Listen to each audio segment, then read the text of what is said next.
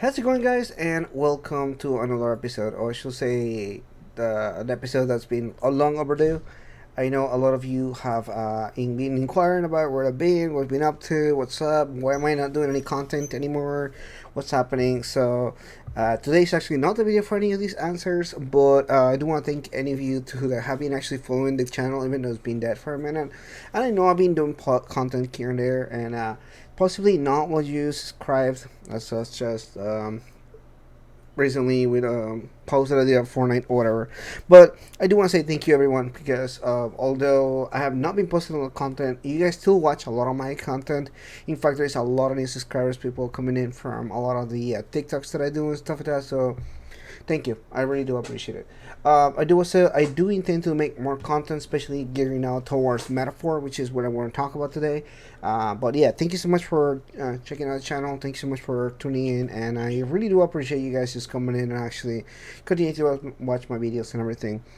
But yeah, let's go ahead and talk about metaphor ReFantazio. So, um, a lot of you guys may know this game as a little title that they called a long time ago called ReFantazio. The game has been pretty much in development for an obscenely long amount of time. I think it's been almost 8 years since it was originally announced up until now, and it's been a really long, painstakingly wait to be able to get what we have now, which is the demo, the prologue demo that they just released recently. And honestly, this is something that I didn't know how I was gonna feel about it. When I go to a lot of these things and like demos or games for things that have been long waiting, anticipating for this kind of stuff, it's honestly really hard to know how you're gonna feel about it because in one sense there's this build up hype, there's this sense of excitement, there's a sense of there's something that's gonna happen, and you don't know if it's gonna really develop into something fruitful. You know, if the hype and the wait and all these times, I made so many videos about ReFantazio, and actually, the reason why I didn't do a single metaphor video from here until now, besides the fact that I don't have a lot of time right now, it's the fact that I didn't want to be spoiled. Yeah, I don't know if that makes sense, but whenever you're a YouTuber or a streamer and you're doing a reaction videos for every single trailer they do, there is a lot of spots that are actually like set on there, and sometimes it spoils you a lot of the game that you know so much about the game and everything. So fun fact, I only watched the original like trailers before they announced metaphor as an actual game. When it was ReFantazio, I watched a couple of those trailers and everything like that. I kind of talked about the idea of what it was going to become ReFantazio, and then recently I think whenever they announced metaphor as an actual game and everything, that's the only trailer I've ever seen. So from there on, I haven't actually been following the entirety game at all whatsoever. So I was really excited to see what this was gonna be without me actually knowing everything, kind of going blind for real, because I haven't been going blind in an Atlas game in probably more than a decade. Because I remember being into Shin Megami Tensei and Persona for a bit, and just following everything about them. Even before I did a channel, when I followed Persona 5, I followed Persona 5 from before it was announced, and they were doing these teasers and everything, and it was just a really big hype into that point. It's pretty interesting to wait and not being spoiled and not being like seeing so many trailers that come out like all the time and everything, and you just kind of go blind into it. It gives you a good experience as what the game is going to be like, I think. And honestly, now that I played the game, now that I played everything about the demo so far, I spent about eight and a half, almost 9 hours in the demo itself. I know a lot of people, a lot of YouTubers particularly, are only streaming a certain point, and I think it's because people want to know the specifics of just like the nuances of it. And I know the demo can end shortly, depending on, I guess, one choice in the game and everything. But let me talk about my thoughts on the demo, how I feel about it, what I want from it, and if it set any expectations for the game itself, and how I feel about the demo itself, the game, now that we are playing the game and everything. So first of all, Honestly, I am super happy with the game. The game did everything that I wanted the game to do, especially because I've been waiting for this game so long that I almost forgot of like some of the aspects about the things that even I made like list. I made stuff about what I wanted in the game. There's so many. If you check my channel, there's like and made a whole thing of like wish list of things that I want to see in the game and like things that I want to see and everything.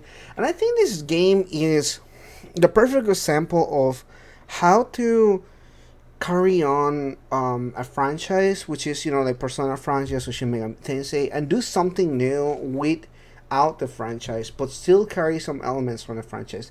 And Alice is really good about doing this. For example, when they moved on from just doing SMT to all of the different games. In fact, in the past, in PlayStation 2, there were games that they made that are not Shin Megami Tensei that people actually still think are Shin Megami Tensei. For example, one of them being Catherine, which is Catherine is not a Shin Megami Tensei game, but people still consider it a Shin Megami Tensei game or SMT Persona slash like connected somehow. And even though it has no relevance or any connection to it, except for like maybe Easter eggs and everything, these parts still carries into that. And this is kind of what happens with Metaphor, which is funny because Stereo Zero, the only other game that they made was the remake slash remaster for Catherine Full Body, the one that they did recently. That's the only thing that they've done so before being the Persona studio that made Persona 5 and Persona 3 and Persona 4. The only game that they did at Studio Zero is Catherine. And it's funny because I really like Catherine. Like, being Catherine is such a different game for Persona, but at the same time still retains some quality.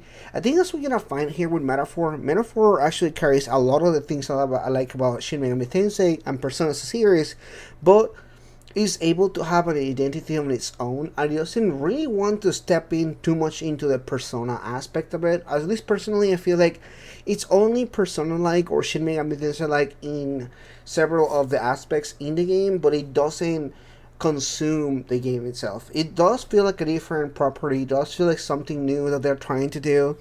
It does feel like there is something different from what they were trying to do before in RPGs and everything. And I actually really like that difference. There is still a lot of references and connections to Persona and Shin Megami Tensei. Specifically Shin Megami Tensei, I feel like it carries more of the DNA of Shin Megami Tensei that I originally thought it was going to have, but not just Persona, but also just SMT in general. And I feel like that's a good mix of being new, but something that remains to be similar to the past and what it's done and everything. It's a good evolution from it, and I do feel like this game does at least try to be its own thing. And I did do think in like the 8 hours that I played, 9 hours almost, that does feels very much like what they did, and they really did try to get that and nail that, and I feel like they did it, at least in a sense. I personally think the game is really well done. The graphics and the animation are extremely good. I love the combination between the 2D and the 3D graphics, which is they did it.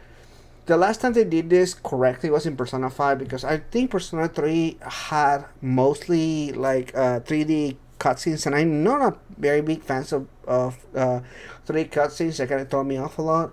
But they're also not like only specifically just 2D cutscenes, which is also something they did in previous games before. So that mix of like 2D cutscenes and 3D cutscenes, the 2D animation is great, the 3D animation is awesome. I think they found a really good happy medium between the two. The art style and the graphics are top notch. They definitely feel like an improvement and something that build up from Persona 5 particularly. But to be honest, the more I played the game, the more it actually reminded me not of Persona, but particularly Shin Megami Tensei 4.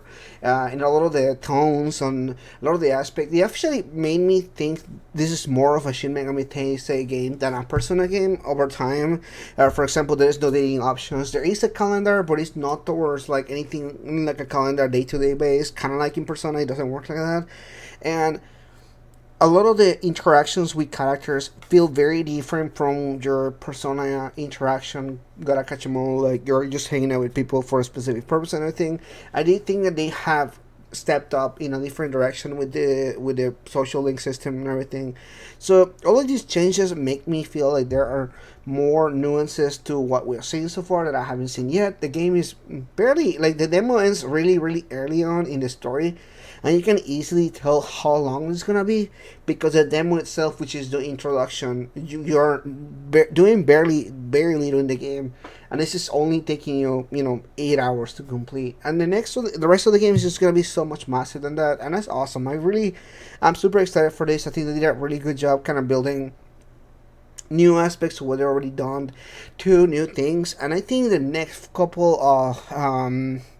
game that we see, the full game, is gonna be amazing. I think it's gonna cover so many different aspects that we haven't seen in RPGs, particularly Persona, Shin Megami Tensei Atlas RPGs that they've done. That's awesome. I feel really good about this. I've seen other comments talking about things like it feels like Final Fantasy or um, Dragon Quest, or I've seen a lot of different words thrown around and everything. And in a sense, I do feel like they have borrowed very different things from different RPG makers like Square Enix and like a lot of other competitors they may have. Personally, I feel like this game reminds me more of things like Xeno Saga or games like the Yoko Taro games that they have that they done like the Nier series and the Daken World series. That is kind of what it feels more like to me, combined with like Shin Megami Tensei. I do see some very light aspects of like Final Fantasy, but they're not really nearly like as pronounced as something like Xenoblade or Nier. I think that those games are like what we'll say the more archaic versions of a Final Fantasy game are not really, they don't really feel like they're in here. I really feel like this more Near or more Saga. But again, that's my how I feel about it. Maybe in the comments down below what you think, what aspects of different games you think they borrowed from and everything.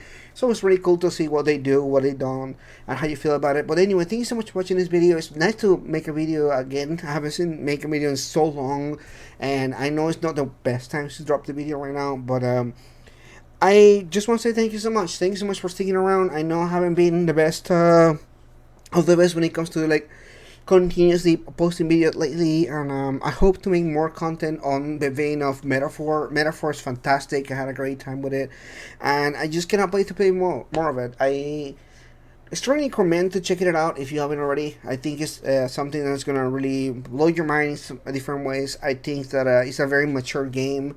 It's a mature that it feels different from other like Shin Megami Tensei games, something like that. It's a very raw storyline, even though there is a lot of fantastical elements to it, and I know even that plays a big role into the game itself, which is pretty interesting on its own. But yeah, that's it for today. Thank you so much for watching this. I appreciate you all checking out the video, and I will continue to try to make more videos, at least more often. But thank you so much for watching this, and I'll see you guys in the next video. Bye bye.